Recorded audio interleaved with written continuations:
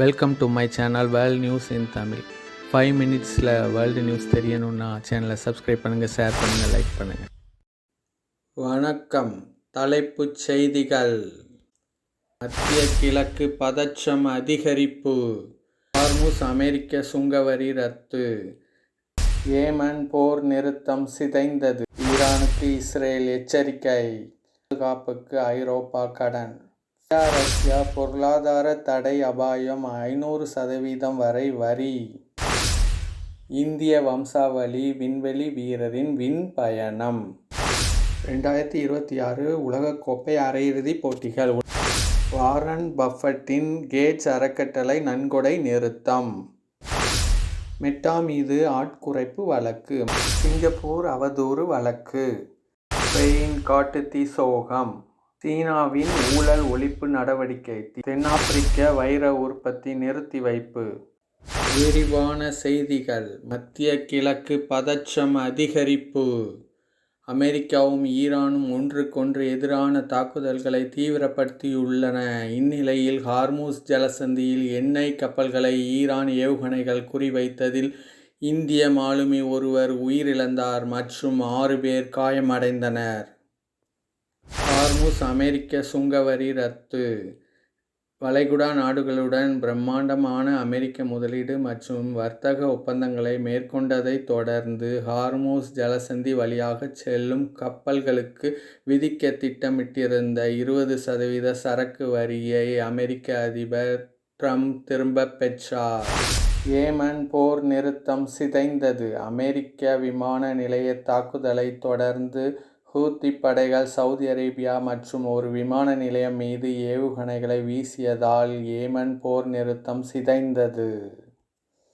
ஈரானுக்கு இஸ்ரேல் எச்சரிக்கை. மீண்டும் தாக்கப்பட்டால் மிகவும் சக்தி வாய்ந்த தாக்குதல்கள் நடத்தப்படும் என இஸ்ரேலிய பிரதமர் பெஞ்சமின் நெத்தன்யாகு ஈரானை எச்சரித்துள்ளார். உக்ரைன் பாதுகாப்புக்கு ஐரோப்பா கடன். பிரெஞ்சு இத்தாலிய வான் பாதுகாப்பு அமைப்புகளையும் பிரெஞ்சு ரஃபேல் போர் விமானங்களையும் வாங்குவதற்காக கீவ் ஒரு ஐரோப்பிய கடனை பெற்றுள்ளது.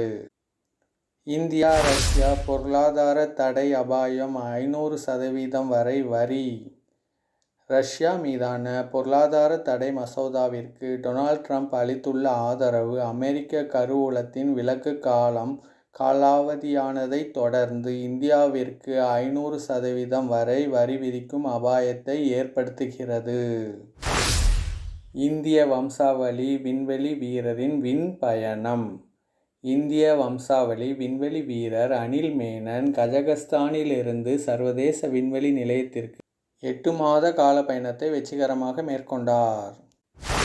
2026 உலகக்கோப்பை அரையிறுதிப் போட்டிகள். உலகக்கோப்பை அரையிறுதிப் போட்டிகள் டல்லாஸ் மற்றும் பிற மைதானங்களில் நடைபெற்று வருகின்றன. இதில் பிரான்ஸ், ஸ்பெயின், இங்கிலாந்து மற்றும் அர்ஜென்டினா அணிகளுக்கு இடையேயான போட்டிகள் மிகுந்த எதிர்பார்ப்புகளை ஏற்படுத்தியுள்ளது. வாரன் பஃபட்டின் கேட்ஸ் அறக்கட்டளை நன்கொடை நிறுத்தம். ஜெஃப்ரி எப்ஸ்டீனுடன் பில் கேட்ஸுக்கு இருந்த தொடர்புகள் அம்பலமானதைத் தொடர்ந்து வாரன் பஃபட் தனது வருடாந்திர நன்கொடை திட்டத்திலிருந்து கேட்ஸ் அறக்கட்டளையை நீக்கினார். மெட்டா மீது ஆட்குறைப்பு வழக்கு. மருத்துவ பிரச்சினைகள் உள்ள ஊழியர்களை வேண்டுமென்றே பணி நீக்கம் செய்ய மெட்டா நிறுவனம் செயற்கை நுண்ணறிவை பயன்படுத்தியதாக குற்றம் சாட்டி தொடரப்பட்ட வழக்கை எதிர்கொண்டுள்ளது. சிங்கப்பூர் அவதூறு வழக்கு. ஆடம்பர பங்களா குத்தகை ஒப்பந்தங்கள் தொடர்பான அவதூறு வழக்கில் அமைச்சர்களுக்கு $356,000 செலுத்துமாறு ப்ளூம்பர்க் நிறுவனத்திற்கு சிங்கப்பூர் நீதிமன்றம் உத்தரவிட்டது. ஸ்பெயின் காட்டுத்தீ சோகம். ஸ்பெயினில் ஏற்பட்ட ஒரு பேரழிவு காட்டுத்தீ ஒரு கிராமத்தை நாசம் செய்தது. தப்பிச் செல்ல முயன்ற சுற்றுலா பயணிகள் மற்றும் உள்ளூர் மக்கள் இதில் சிக்கி உயிரிழந்தனர். சீனாவின் ஊழல் ஒழிப்பு நடவடிக்கை. தீவிரமடைந்து வரும் ஊழல் ஒழிப்பு நடவடிக்கையின் ஒரு பகுதியாக ஊழல் குற்றச்சாட்டுகளின் பேரில் முன்னாள் பொலிட் பியூரோ உறுப்பினர் மா சிங்ருயை சீனா கம்யூனிஸ்ட் கட்சியிலிருந்து நீக்கியது. தென்னாப்பிரிக்க வைர உற்பத்தி நிறுத்தி வைப்பு. விலை வீழ்ச்சி மற்றும் செயற்கை வைரப் போட்டியின் காரணமாக தென்னாப்பிரிக்காவில் உள்ள தனது வெனிசியா வைரச் சுரங்கத்தில் 2 ஆண்டுகளுக்கு உற்பத்தி நிறுத்தி வைப்பதாக டி பீர்ஸ் நிறுவனம் அறிவித்துள்ளது. இத்துடன் செய்திகள் நிறைவடைந்தது. சேனல் சப்ஸ்கிரைப் பண்ணாதவங்க சப்ஸ்கிரைப் பண்ணுங்கள், ஷேர் பண்ணுங்கள், லைக் பண்ணுங்கள், கமெண்ட் பண்ணுங்கள். தேங்க்யூ.